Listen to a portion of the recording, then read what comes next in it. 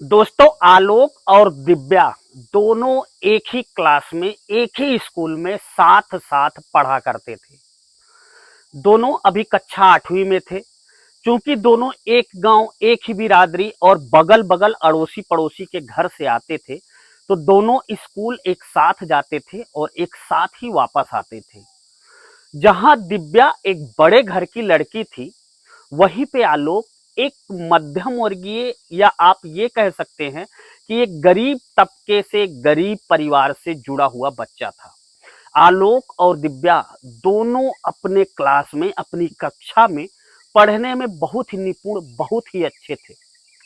दोनों की पढ़ाई धीरे धीरे आगे चल रही थी। दोस्तों, जो आज की कहानी है वो बहुत दिल को छू लेने वाली मार्मिक कहानी है। कहानी में आगे बढ़ेंगे, पर कहानी में आगे बढ़ने से पहले आपसे मेरा बस छोटा सा विनम्र अनुरोध है कि अगर अभी तक आपने चैनल को सब्सक्राइब नहीं किया है तो चैनल को सब्सक्राइब कर लेना, साथ में बेल आइकन की बटन को प्रेस कर लेना, ताकि जब भी मैं आपके लिए ऐसी रोचक कहानियां अपने चैनल पर अपलोड करूं तो उसका नोटिफिकेशन आपको सबसे पहले अपने मोबाइल पर मिल जाए। आइए बिना देरी के कहानी को जारी करते हैं। दोस्तों, एक दिन हुआ क्या कि दिव्या और आलोक साथ में पढ़ने जाते हैं, लेकिन आलोक के घर से उसके पिताजी का फोन आता है कि घर में किसी की तबीयत खराब है, तुम वापस घर को चले आओ। आलोक तुरंत ही अपना झोला बस्ता स्कूल से उठाता है, अपने क्लास से, और सीधा अपने घर को चला आता है।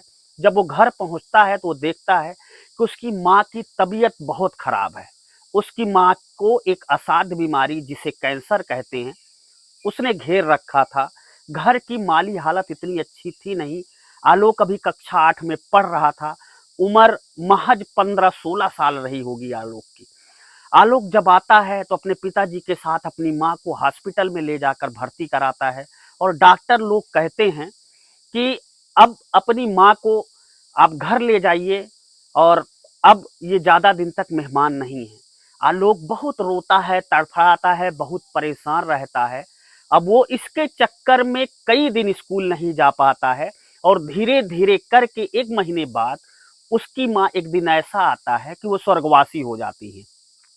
अब जब उसकी माँ स्वर्गवासी हो गई तो आलोक को कोई रास्ता नहीं दिख रहा था कि वो इस छोटी उम्र में क्या करे। बिना माँ के वो आगे की पढ़ाई कैसे जारी रखेगा, कैसे वो पढ़ने में इतना अच्छा था। अब कई कई दिन से वो स्कूल नहीं जाता है। स्कूल वालों को ये पता था कि उसकी माँ की मृत्यु हो चुकी है, इसलिए वो स्कूल नहीं जा रहा है। अब उसके स्कूल में, उसके क्लास में जो कुछ पढ़ाया जाता था, दिव्या शाम को आती थी, वो सारा कुछ आलोक से बताती थी। आलोक दिव्या की कॉपी किताब लेकर अपने बचे हुए काम को पूरा करता था। लेकिन जब वो पारिवारिक चीजों में फंसता चला गया, उलझता चला गया, तो आलोक धीरे धीरे पढ़ाई में कमजोर होने लगा।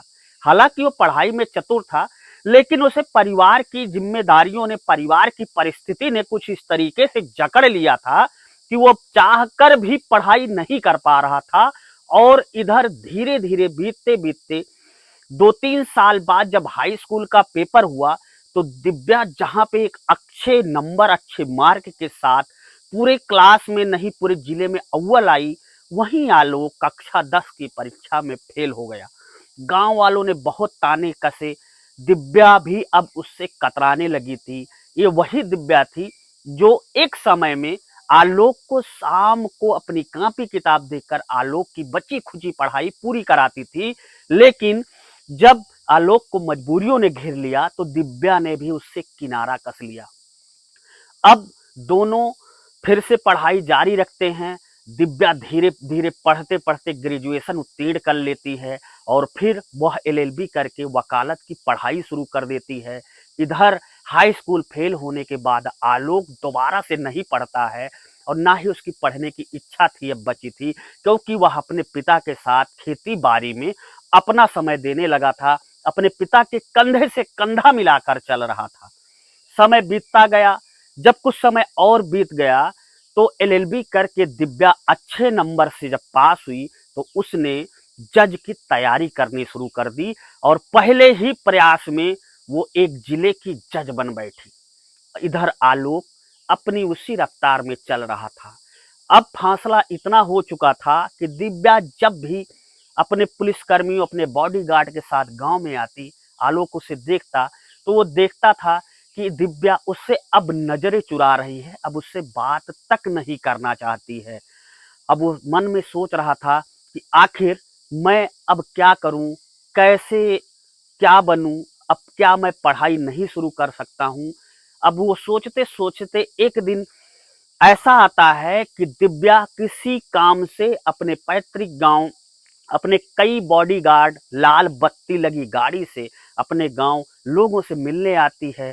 जब लोगों का स्वागत सत्कार आलोक देखता है कि किस तरीके से एक जज का स्वागत सत्कार लोग कर रहे हैं, गांव वाले दिव्या को कितना प्यार दे रहे हैं, आखिर दिव्या की कितनी मान मनोवल हो रही है, तो एक समारोह में उसी गांव के दिव्या को गांव वाले कुछ लोग माला पहनाते हैं। आलोक भी जाता है एक माला लेकर दिव्या के गले में जैसे डालना चाहता है, उसका मात्र स्वागत करने के लिए दिव्या उसे भरे स्टेज पर डांट कर भगा देती है। अब आलोक के मन पर ये बातें बहुत बुरी तरीके से कौन जाती हैं। वो बहुत दुखी होता है और शाम को खाना पीना खाकर अपना बिस्तर लेकर गर्मी के टाइम छत पर सोने के लिए चला जाता है। छत पर सोने के दौरान वो अकेले में काफी रोता है और वो अपने आप से एक प्रण करता है कि अब चाहे जो हो जाए, चाहे जैसे हो जाए, उम्र मेरी भले ही बहुत ज्यादा बीत गई है, मैं उम्र दराज हो गया हूं, लेकिन मैं फिर से पढ़ाई स्टार्ट करूंगा। अब आलोक पढ़ाई स्टार्ट करता है, हाई स्कूल की परीक्षा पास करता है, फिर इंटर की परीक्षा पास करता है। उसके बाद कुछ दिन बाद वो स्नातक की परीक्षा भी पास कर लेता है 2-3 साल बाद। और जब वो स्नातक की परीक्षा पास कर लेता है तो अपने पिताजी से कहता है, पिताजी हम इस ग्रामीण परिवेश में आपके साथ रह के आपकी मदद जरूर कर सकते हैं, लेकिन हमारा परिवार आर्थिक तौर से कमजोर होता जा रहा है, इसलिए पिताजी मैं आपसे दरख्वास्त करता हूं, आपसे विनती करता हूं कि मुझे पढ़ाई के लिए कुछ दिन बाहर भेज दीजिए। अब उसके पिताजी उसकी बातों को काट भी नहीं पाते हैं, बड़ा सोच में पड़ जाते हैं और आलोक को समझाते हैं कि बेटा आलोक, तुम्हारी माँ के जाने के बाद मैंने तुम्हें पढ़ाई के लिए रोका नहीं, लेकिन तुम ही ऐसे थे कि जो तुमने पढ़ाई बंद कर दी। तुम भी पढ़ने में अच्छे थे दिव्या की तरह, अगर तुम भी अच्छी खासी पढ़ाई किए होते और तुम्हारा मन भटका ना होता तो तुम भी आज कहीं ना कहीं अधिकारी जरूर बन जाते।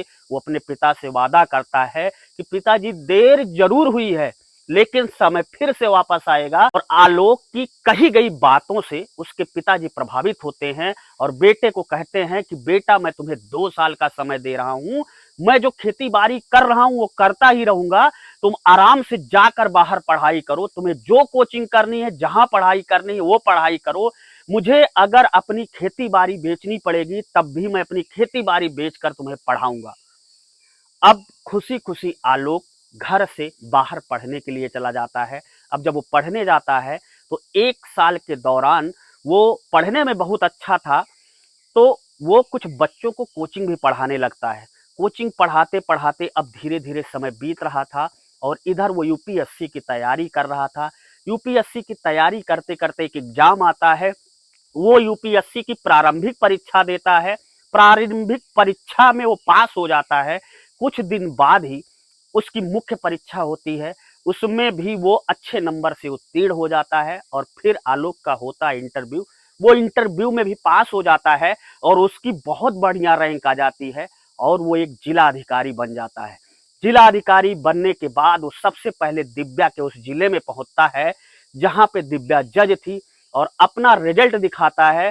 उसके पहले ही दिव्या देखकर कहती है कि मुझे पता है तुम अब एक जिले के अधिकारी, एक आईएएस बन चुके हो। दिव्या अब सोच में पड़ चुकी थी कि आखिर मेरी वजह से इसने कैसे अपने जीवन में परिवर्तन ला लिया।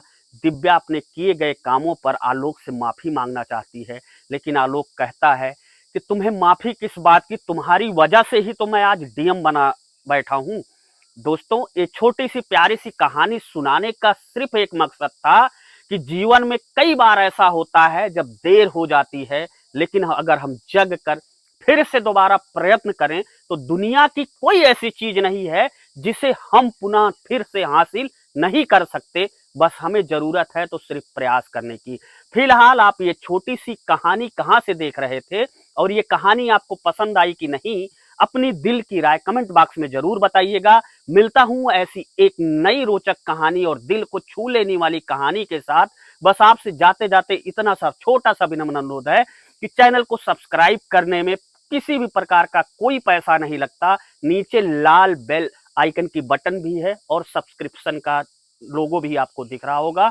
उस बटन को आप प्रेस करके हमारे चैनल को सब्सक्राइब करें, हमारे परिवार का हिस्सा बने। मिलता हूं ऐसी एक नई कहानी के साथ आपको जल्द ही।